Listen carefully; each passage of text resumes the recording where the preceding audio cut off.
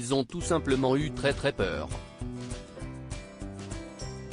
Lundi 2 janvier 2023, quelques secondes avant de prendre l'antenne pour Quotidien, en duplex depuis l'Ukraine, de la ville de Kramatorsk, plus précisément, Paul Gagné et son équipe ont été témoins d'une violente explosion.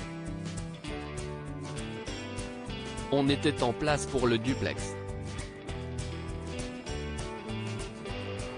On avait allumé la caméra, on était prêt pour le début de l'émission et il y a eu une très forte explosion derrière nous.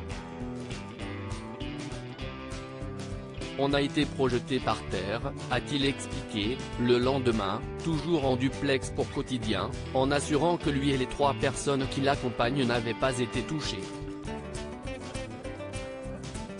C'est depuis la ville de Rchetilivka, à quelques heures de Kiev, que Paul Gagné a donné des détails sur cette explosion qui aurait pu leur coûter la vie. On était les seuls dehors sur le parking de l'hôtel, et soudain il y a eu une très violente déflagration qui m'a projeté en avant. Tout a tremblé autour de nous. Il y a un pan du mur de l'hôtel qui s'est écroulé derrière l'équipe.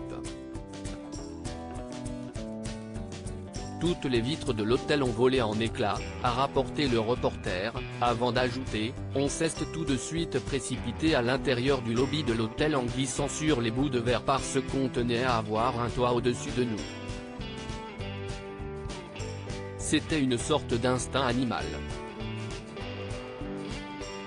Paul Gagné, c'était terrifiant, on a eu très peur seulement, avec son équipe, ils ont tout de suite eu peur qu'une seconde explosion arrive.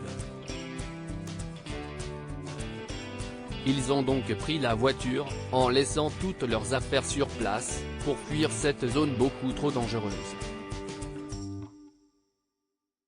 C'était terrifiant, on a eu très peur. En fait, on a juste vécu le temps d'une soirée ce que vivent les Ukrainiens depuis près d'1 an, a conclu le journaliste, toujours sous le choc.